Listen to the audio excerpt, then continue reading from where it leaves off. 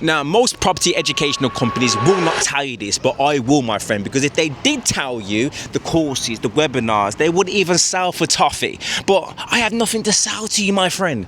That's unless you want to join the free Properties for Dummies community. Yes, but I'm going to break everything down in this video. There's 6 key points that I need to cover because I wish somebody told me this 4 or 5 years ago. I would have saved myself some money, time and energy. Let's get into it. Yes, sir. Do not quit your 9 to 5. So how are you going to generate leads for your business? Because if you rely on the next person to feed you, they may starve you at the same time. How do I interpret data locally so I'm confident if I do make a decision, I'm not swayed by other people's opinions. I'm confident I can move forward. Building a personal brand, which I firmly believe is the most sustainable and cheapest way to get leads in the future. Yes, it's going to be very difficult because you have to build it.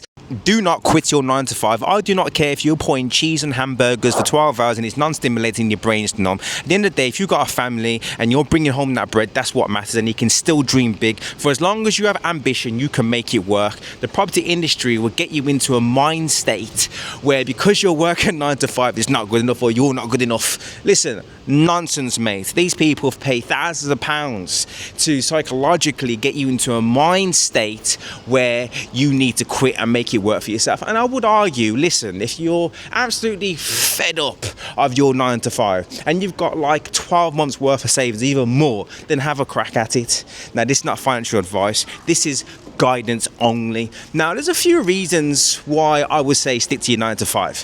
One, if you are going to do this big and you want to flip property or whatever you want to do, you are considered more credible to a lender.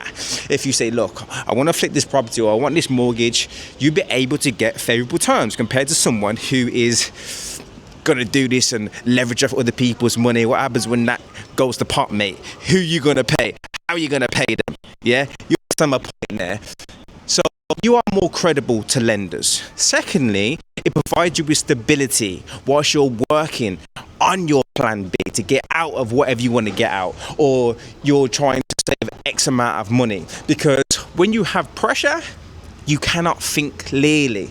Now, I'm self-employed. Yeah, I'm a gas engineer, plumber by trade, currently learning about electrics. I have a bit of flexibility, but for those who are, I want to say trapped in 9 to 5, yeah, about to say that then, you can still make it work. You have less flexibility, but you can still make it work. Second, reinvest profits. How do you think these big companies like JD, you got Greggs, Starbucks, Sainsbury's really grow? They either grow through lending money or they reinvest their profits. Now, I made a mistake when I started off in the property industry, especially my Airbnb business, where because I bought into this financial freedom dream, I then used the profits that I gained from an Airbnb business and used that as my wages, when what I should have done was allow those profits to accumulate in the company, then get more rent-to-rents, Airbnbs, whatever you want to refer it as, and then grow.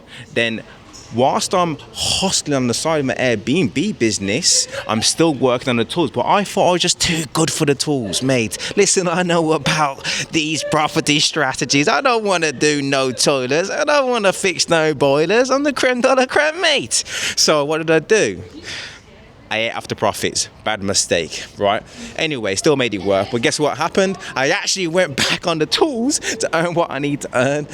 Bit of sense there, yeah? Now, I don't care what you spend the profits on. It could be marketing, it could be systems, it could be hiring somebody, it could be getting more units if you're an Airbnb operator, it could be flipping more properties within that financial year. Yes, you're going to have to pay corporation tax, but that's just the cost of doing business. The point being, it allows you to grow. Let's move on to the third one. So understand the game before you play. How does the property market work? You got the lows, recessions, you got the highs, the booms. Okay, shall I buy at recession time where people are most fearful, or there's a confirmation of recession based on GDPR figures?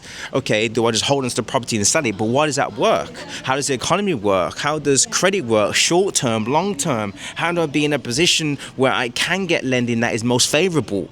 How do I interpret data locally so I'm confident if I do make a decision, I'm not swayed by other people's opinions. I'm confident I can move forward, compared to national data, which you could argue that the news is there to deter you in certain ways. How do you stay steadfast in your decision making? Okay, when you are analyzing local data, who are the people in that area where you can get your leads from, e.g. get in contact with sellers to make some money. Okay, agents dominate because they're on the ground.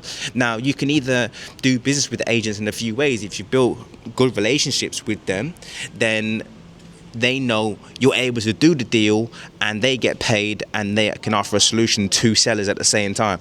If you haven't built those relationships, are you willing to pay them? Because agents, they do take those brown envelopes. I'm just being honest. This is the game that you find yourself in. Of course, they won't tell you that, but this is what it is.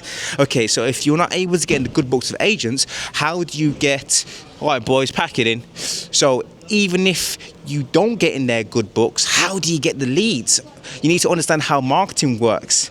Do you have to outsource that marketing to somebody else, or do you have to be on the ground? There's a lot of factors that are involved, but you see where I'm going with this, right? But most importantly, understand how collateral works, if you can, or if you do have collateral. If you don't, and you start from scratch, what resources do you have that you can leverage to make it work for yourself? You have time, you have money. Can you make contact with people that are good people to make it work for yourself? And also understand how lending works, favorable terms, interest rates, APRs, timeframes. Is bridging finance best for you? Is private finance the best way to go? Let's move on to point 4. If you're enjoying this, by the way, then you can join my property community group. Good people. Sorry. What's going on, This is a good friend of mine. Lock in, talk to him. He'll take you through every step you need to know, mate. That's Take the one. care, yeah? I swear you're a rapper. Nah, bro. Okay, fair enough. You met me last time. Oh, so you heard it here first. So how are you going to generate leads for your business? Because if you rely on the next person to feed you, they may starve you at the same time. Now, you can either do this on market or off market. On market, quite simply, is where it's exposed to many people. Right moves is a lot. Now, off market is where you generate those leads off market through your own marketing efforts. It could be knocking on doors. It could be Google ads, Facebook ads, building a personal brand, which I firmly believe is the most sustainable and cheapest way to get leads in the future. Yes, it's going to be very difficult because you have to build it, but at the same time, if you're in this for the long term, then it will work out for you. The point I'm trying to make is, even if you are an Airbnb host, like Airbnb, Booking.com, do take a huge amount of revenue. You're talking 20, sometimes 30%. If you understand how to generate your own leads, you can take that profit and reinvest it. Of course, you need to understand how to get leads through Google Ads or some form of direct booking way, but you can make it work for yourself. But let's say, I don't know, you're flipping property, you can rely on building those relationships with agents, doing the business and getting those leads that way. Sales and systems. We've all heard of Nando's. Some of us are even sold before we can get to the front door. But for those who go through, guess what the waiter has to say? Would you want anything else with that, sir? Now, that is them selling to you.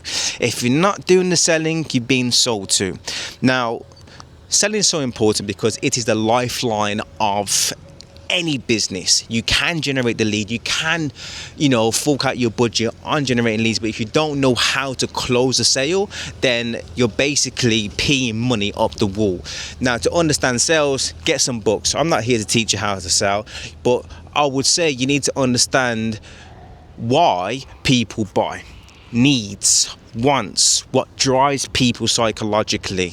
And let's touch on systems, because we can generate leads, but if we don't have a system to track those leads, let's say for instance, okay, you've seen 10 properties and you post a note through the front door requesting them to contact you. They all contact you at once, but some of them may be ready to sell. They're not ready to sell right now, but they will in the future. Do you have a system to track that? If you don't, you're going to waste your time, you're going to waste your energy. So understanding systems. And when it comes to lead gen, let's say if you are an Airbnb host, I should have touched on this, understanding how to attract these people, but also how to retain that.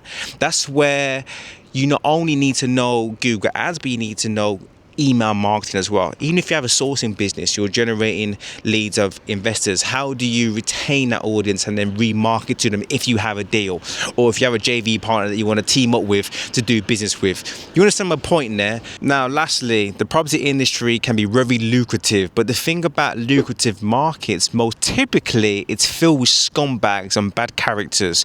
So you have to be wary of your circle.